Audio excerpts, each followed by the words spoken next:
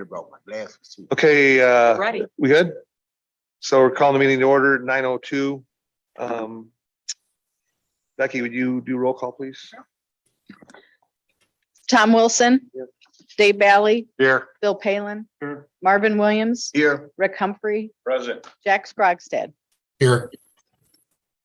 Okay, meeting attendees and visitors, we have none. We have, is there anybody on Zoom? Just Jack? How you doing, Jack? Approval of minutes for the previous meeting. Did everyone have a chance to look over the meetings minutes from July's meeting? If there are no corrections, the minutes will be approved as presented. No corrections, okay. A review of monthly claims. The claim report for properties provided by the treasurer's office is in the resource folder for your review. The full report will be included in the county board agenda packet later in the month. Administrator and department head reports. Zoning department report. Dee, do you have anything? Talking in further in the meeting. Okay, very good. Greg with lots. Just the report that I put in the packet. So if there's any questions regarding that. Very good. I'd like to move the Renewable Energy Committee report up on the agenda to bring clarity to the items that will be coming up. Alice, will you walk us through your report? On July 21st, the county board sent the proposed private pipeline ordinance to the Lee County Renewable Planning Commission or Regional Planning Commission for a public hearing, and that occurred on August 1st. The only member of the public that was there and wished to speak was Danelle Burrs with the Lee County Farm Bureau. She presented some minor corrections and suggestions on behalf of the Farm Bureau. Aside from their corrections, the Farm Bureau is most concerned with enforcing the requirements of the AMA, even if no AMA is required by the Illinois Department of Ag, as that was the county's intent from the beginning of this ordinance creation. I'll be reviewing the ordinance prior to this month's county board hearing to make sure that that is accomplished. Also, on July 21st, county board sent the revised wind and solar ordinances back to the Renewable Energy Commission for further discussion. The Renewable Energy Committee has met on August 8th and on August 15th. However, no motion to move those ordinances forward was made. So the Renewable Energy Committee will be meeting again on September 2nd at 9 a.m. for further discussion on the wind and solar ordinances. Okay, thank you very much. Petitions going to the Zoning Board of Appeals. Petition 22-P-1595, the Meadow Solar petition for community solar farm. Before we get going on this too far, I want to table this until next month, if possible. My explanation is this is Park District property, and we have the solar company trying to get the solar ordinance passed to put a solar farm on that property. And currently was brought to my attention that there's already a 3-year lease on that farm ground. And I don't think it's right for us to move something forward if we don't get some clarity from the Park District to make sure that they don't have a lease already currently on that property. I don't think it's right for us to move something forward if the Park District haven't had verbiage with the person that's leasing the property. So, yes, Alice? I have spoken to the attorney for this community solar, and she said that no construction will be taking place prior to that lease being in place. So that shouldn't be an issue. So it's a That- 3-year project? Yes. So from what I'm being told is that that lease is not going to be an issue, that it will expire prior to them. So what is our new solar ordinance as far as people getting, I thought we weren't going to give grant permits or petitions until we knew that they were going to do something. We're waiting for 3 years on this. That's a typical for a special use on a renewable project, is that they would have 3 years to be in construction. And is Chastain's good with this too? Mhm. And this is all written out in our ordinance? That's, Yes. it is written out? That the 3 years for the special use permit, yes. Okay. So I guess, Well, I mean, I guess that, and I understand the time that it takes to put a project together. My concern is that if we get all these projects that are sitting there for 3 years and they don't get built and then they come back, I don't know. It just seems to me like it's maybe a little premature if they're not gonna do anything for 3 years. what in a 3-year process that takes, Alice? I mean, what does a 3-year process take for a solar farm to put 28 acres? I mean, is it permitting on their end with the government, or how's it work? I would say it's probably more of a supply chain issue at this point. COVID is still causing problems for them being able to get the equipment. We just discussed yesterday in the Renewable Energy Committee, that 3-year period. And at this point, the committee discussed how many times they would be able to come back and request an extension. And that's kind of where it's going to be up to the board whether to extend beyond a 3-year petition based on, What happens if we change our ordinance next year and they repetition? Are they going to have to abide by the new ordinances that we may change in the next year? not unless they repower. So once they're under they're already filed, so they're under our current ordinance. And if the petition is approved under that ordinance, that's what will apply, even if we change our ordinance in a year. Yeah, that makes no sense to me. And this is the concern that I have. For with 3 years, and what happens if we come into this new, in 3 years, they come up with something new and, or we come up with something new? Because it's gonna be a living document from my understanding what we're doing. And if we're coming up, but Chastain was good with what you're talking about? Yes, Chastain said this is standard procedure. they don't weigh in like that. They're doing what the county wants. And this is what is coming out of Renewable, is that these petitions will be given 3 years. And that at the end of that 3 years, if they still haven't built, they'll be able to come back in and request an extension. Again, I think if you looked at the historical, even wind, I know we're talking about solar right now, but if you looked at that, to put these projects together, that's not uncommon to take that period of time to pull that together once zoning is approved. So I don't think that's an unreasonable amount of time from at least the historical perspective. And that was even pre-COVID. It just takes a while to pull this stuff together and get in the queue for the equipment. But I guess where I'm at is that the company has the ability to go out and get equipment and be prepared for a project to happen. Would you do that if you didn't even know if you were going to get zoning though? I mean, I wouldn't do that as a business person. I guess No. that's what their business Like- is, and we're not in business to control their business. So, I mean, to me, it looks like we're catering to them to a certain degree. And my concern is that we find out down the road, all these projects, new development or whatever may happen, and we've got, say, 10 of these waiting to build, and then all of a sudden we are forced to, or backed into a corner, I guess, and to keep extending the zone, the special use because something has changed, and maybe we've come to the point where we've had enough solar or whatever. I just, if a project's gonna happen, it needs to happen in my opinion. And right now, we don't have anything really built in the county. You know, There were several community solars that extended, that did not get an extension last fall because the 3 years were up. And that's kind of to my point is what happens if they all would have been built by now?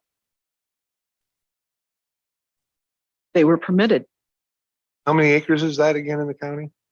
less than 20 for a community solar. For each project. For each project? No, I'm just saying, what do we have permitted? I'm not trying to get under your crawl, D. I'm just asking a question. I hope you have the answers for it. How many acres do we have permitted right now that are not built? How many acres of county property right now are permitted and nothing's being done? For community For solar, all of our solar, 11,000. 11,000 acres, okay, that are currently not being utilized, okay. And I know this They're falls being under a different, farmed right now. I understand, I understand. So we're gonna, okay. Got a question. Yes, Marvin, Yeah, don't the city have to first approve it and then we approve it? I don't believe so. It went- That's the understanding I have. This petition did go through the city last night at city council. And they will make a recommendation to the zoning board. And that property is right in the back of my backyard, so, and it's along the back path.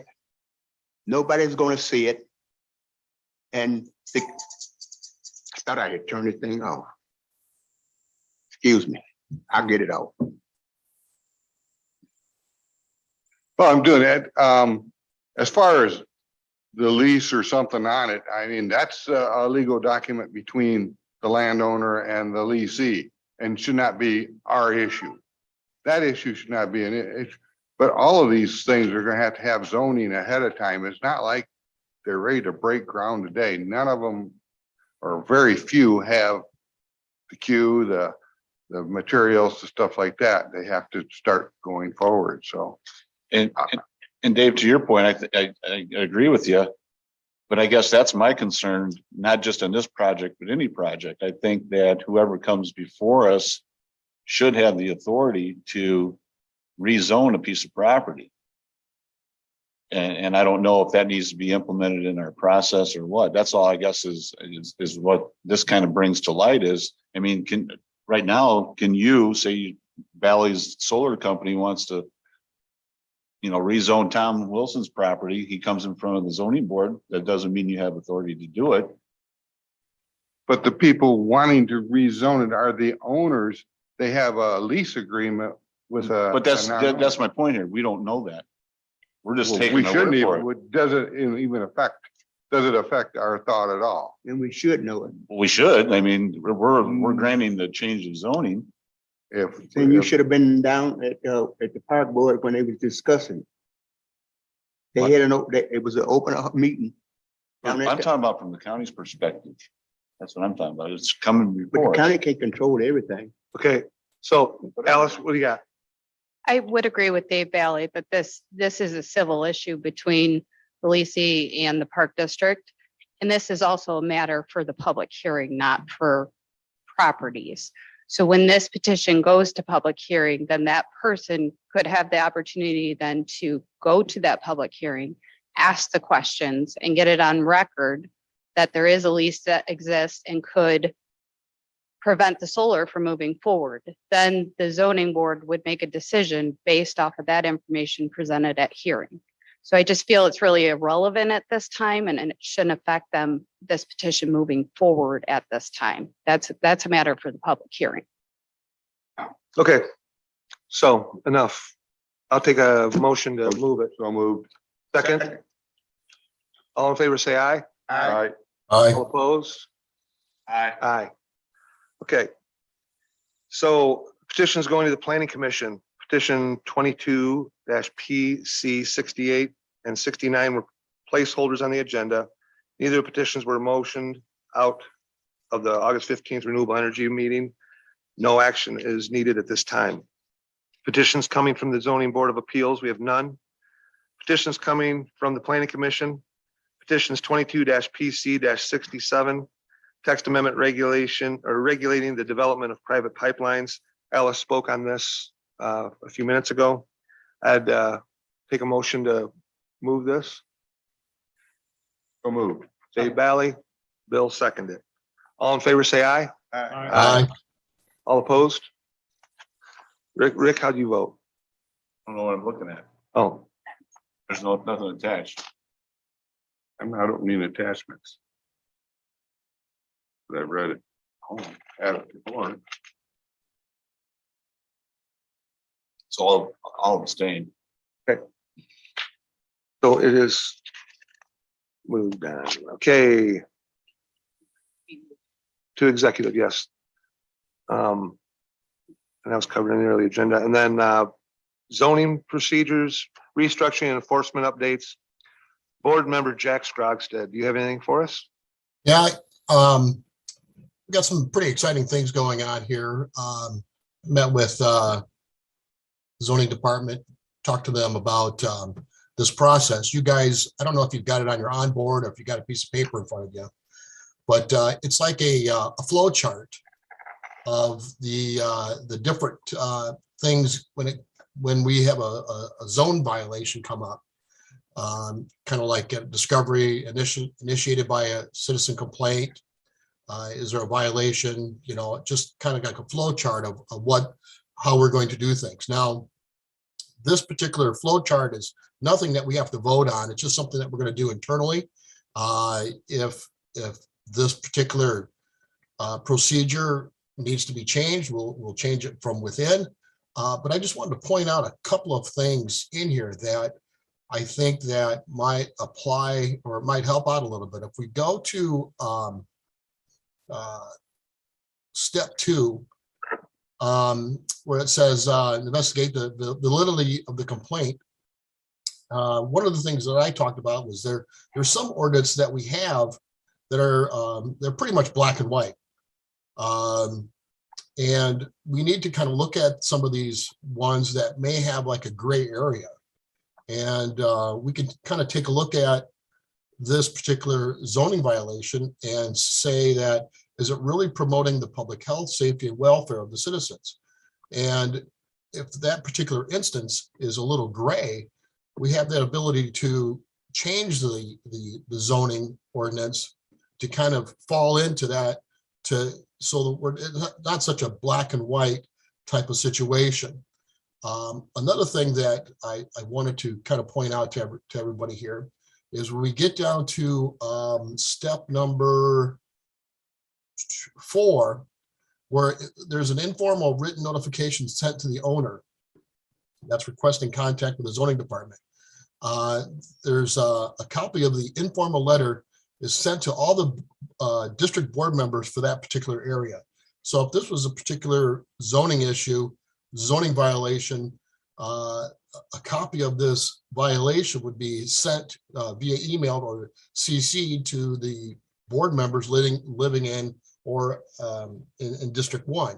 So that way, when the constituent, gets this letter or gets this violation, and they call their board member, the board member is not caught off guard, and he'll have a somewhat of a knowledge that's if they read the email of what is going on. So I kind of like that idea. Now it's been said that we are kind of making a little more out of this, but I think it's a nice little thing here, a little check and balance, where we've got more than just one eye looking on it. We've got maybe about 3 or 4 eyes looking on this particular violation, and we can determine which ones are minor violations and some of them are major violations, and maybe try to go after the major violations and get those out of the way and then deal with the minor ones as they come up. Again, you can continue to look on page 2 and read the specifics of what I'm talking about. And if there's any questions, I'm sure Alice could bring that up. Now there's another thing that has nothing to do with the zoning violation that we kind of talked about. I always was under the assumption that the zoning department had some type of a computerized system, but everything that they do is filed with paper, and it's in a filing cabinet. So if you needed to go back and look back, 3 years ago, you got to go back and through a filing cabinet and find that violation.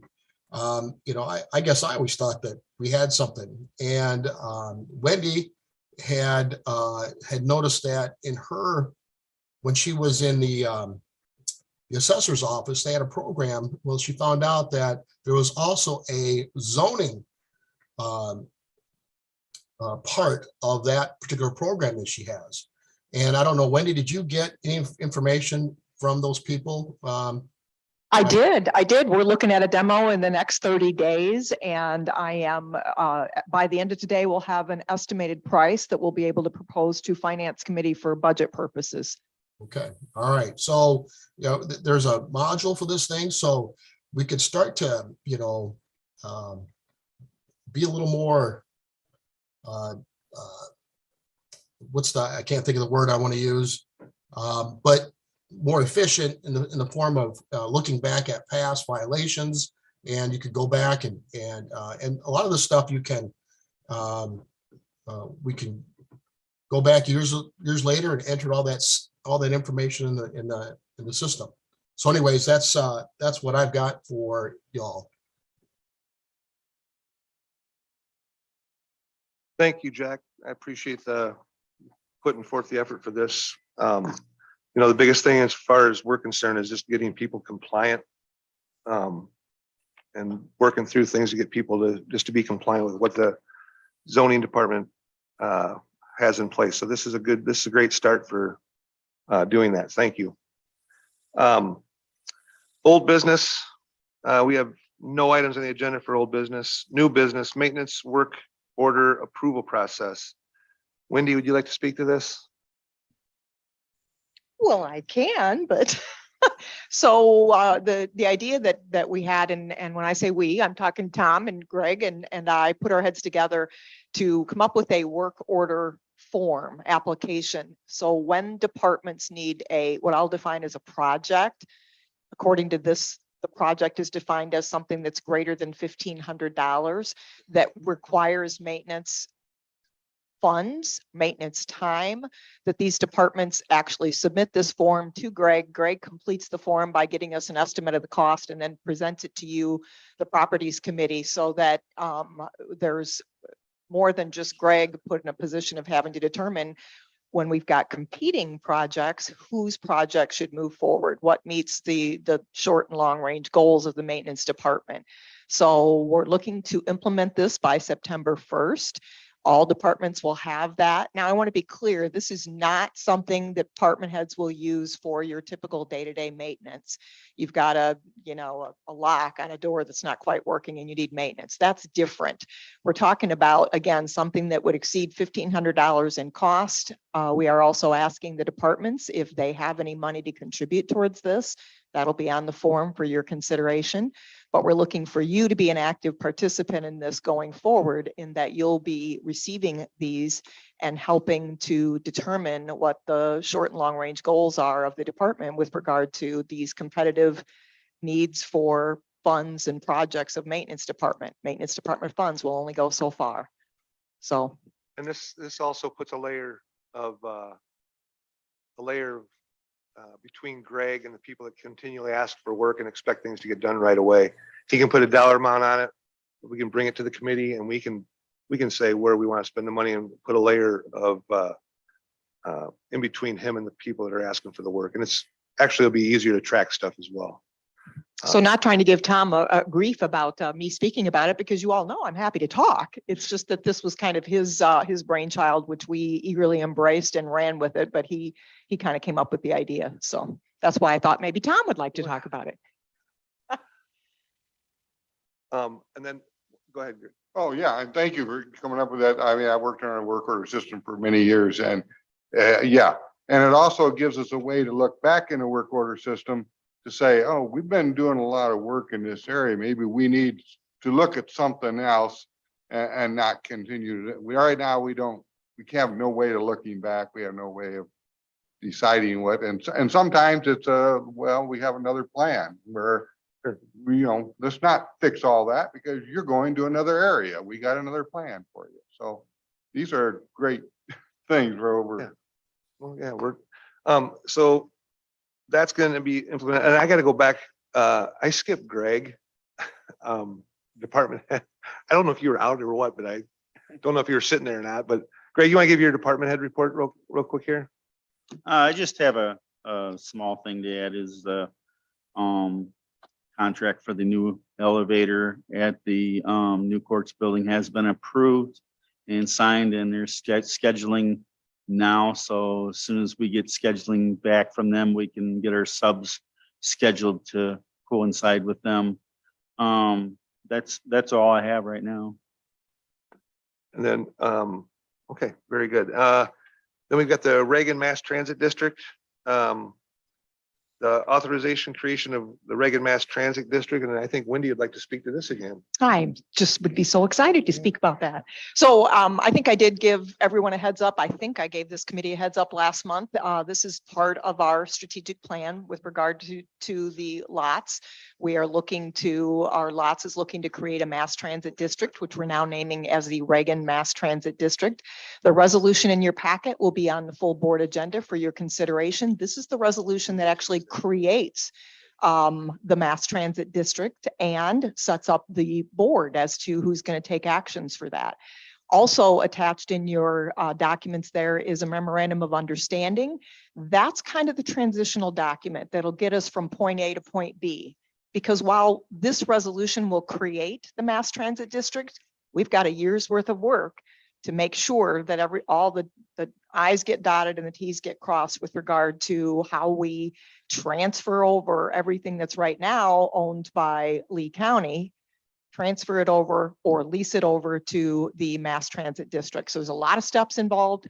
Those steps will continue after this, but this is the important first critical step, which is to create the district. And you're also going to have later on your agenda and on full board agenda, excuse me, the appointments for the individuals that will serve on the mass transit district board. I'll take any questions if anybody has any on Rick, that. I will also, sorry, Tom, I cut you off. I will also point out that the attorneys that we've hired to, make sure we get all of the legal T's crossed and I's dotted, could not be here today, but he is planning to be at the full board meeting for any questions you may have about the legal documents in front of you, whether it be the resolution or the memorandum of understanding. Those were things drawn up by those attorneys hired by us to go through this process. Greg, do you have anything to add to that? No, I think that's a good summary. With that said, I'd take any questions, keeping in mind I didn't write these documents. I'm just here to give you an overview. Rick, you got a question? Yeah, I guess I just want to make sure, I mean, through this whole process, I mean, the lots has purchased that property in Ogle County and they're going to build a new facility. What I don't want lost in the shuffle is the facility here in Lee County. I don't see anything in these documents, and I apologize, I didn't read them all with a fine tooth comb, but is there going to be any rental on the property that we own on an annual basis, or are we just going to deed them the property, the actual property that the building sits on? Because I know how these things go down the years. They're going to come back and say, oh no, that's ours, blah, blah, blah. But we still own that building site. And I guess my question is, are we going to sell it to them, deed it to them, or are we going to collect an annual rent? So the MOU lays out a provisions of a lease agreement. I did speak with the attorney that's working on this, as well as Charlie, and my understanding is that is what's being presented right now is a lease agreement. The county leases to the mass transit district. However, it was pointed out to me that once again, we're still in a transition for the next year. So that could change depending upon how the process moves forward. Right now, though, the intent is to retain the property, lease it to the mass transit district. For what amount, it hasn't really been defined. And again, even the lease portion of this could change as they work through the process over the next year. Thank you. Okay, and then the memorandum of understanding for the creation of the Reagan Mass Transit District, I believe. Yeah, Wendy that's all part of that, That's all- yeah. That's done. The wind, solar, and battery storage memorandum are set to expire on September 1st, 2022. Because of the ordinance, they're still in the revision stages. The resolutions attached will push the expiration date to November 30th, 2022. I believe it said December, but it's actually November 30th, 2022. December. Okay. All right, I entertain a motion to move the wind energy memorandum to the executive committee for the inclusion of the county board agenda. Moratorium, sorry. Bill? Dave? All in favor, say aye. Aye. All opposed? No discussion. I would entertain a motion to move the solar energy moratorium to the executive committee for the inclusion on the county board agenda. Do I have a motion? Dave? Second? So be, Okay, Marvin? All in favor, say aye. aye, All opposed? And entertain a motion to move the battery storage system moratorium to the executive committee for the inclusion on the county board agenda. Do I have a first, Bill? A second? Anybody? Dave? All in favor, say aye. Aye. All opposed? Okay. Appointments, Reagan Mass Transit District, Jeremy England. I'd entertain a motion to move the appointment of Jeremy England to the Reagan Mass Transit District and move the executive committee for inclusion on the county board agenda. Do I have a motion? Dave Valley, I have a second? Do I have a second? Bill? All in favor, say aye. Aye. All opposed? Okay. The second appointment to the Reagan Mass Transit District, Akil Khan. I'd entertain a motion to move the appointment of Akil Khan to the Reagan Mass Transit District and move to the executive committee for inclusion on the county board agenda. Do I have a first on that? So Dave moved. Valley? Second? Anybody want to second that? Bill? All in favor, say aye. Aye. All opposed? Okay, third Reagan Mass Transit District appointment, Mary Oros. I would entertain a motion to move the appointment of Mary Oros to the Reagan Mass Transit District and move to the executive committee for the inclusion on the county board agenda. Do I have a motion? Dave Valley, do I have a second? Bill, thank you very much. All in favor, say aye. Aye. All opposed? Okay. Executive session, any requests for an executive session? No? Before you adjourn, Okay. I have one thing, Okay, Wendy, because you missed me too. I'm sorry. So I did put a copy. This came up at just the last minute this morning. Something we've been working on is to collaboratively work with the city of Rochelle and the Lee Ogle Enterprise Zone to develop the land immediately south of the county line and north of Stewart. And so what you've got there on your table is a copy out of our comprehensive land use map. And it identifies in the yellow box essentially an area that has been identified since the very first comprehensive plan. And also again in the 2010 rewrite of the comprehensive plan, that this area was intended to be a detailed planning area. Our goal was always to have some sort of heavy industrial in that area because it takes advantage of all of the resources that Rochelle has invested in that area. So there's going to be a resolution that'll move forward at your full board. You, as in this committee, do not need to take any action. And in fact, it wasn't even on your agenda, so you couldn't if you wanted to. But there will be a resolution that kind of solidifies all of the work over the years and the investment and the commitment that Lee County has had in this process.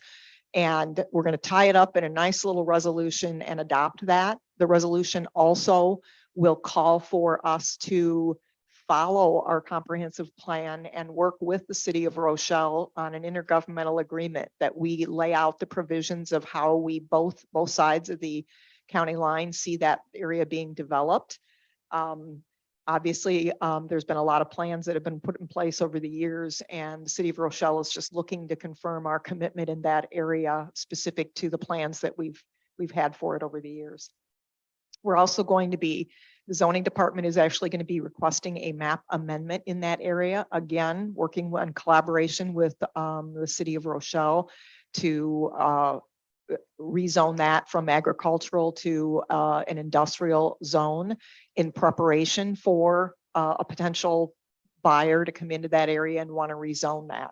So that resolution again just kind of ties up and reminds us of all the things we've done over the years working towards this project, and just kind of solidifies the partnership between the city of Rochelle and Lee County to put this land use to its best use and best purpose. I'll entertain any questions. Otherwise, you can look for the actual resolution to be put out there on executive and full board agendas. You can read it. We're literally just wrapping it up yet this morning. Charlie has to review it. That's all I have. You sure? You want? I'm positive. Thank Okay. you. Okay, I'll entertain a motion to adjourn the meeting. Marvin, second. Bill, all in favor, say aye. Aye. All opposed. Okay.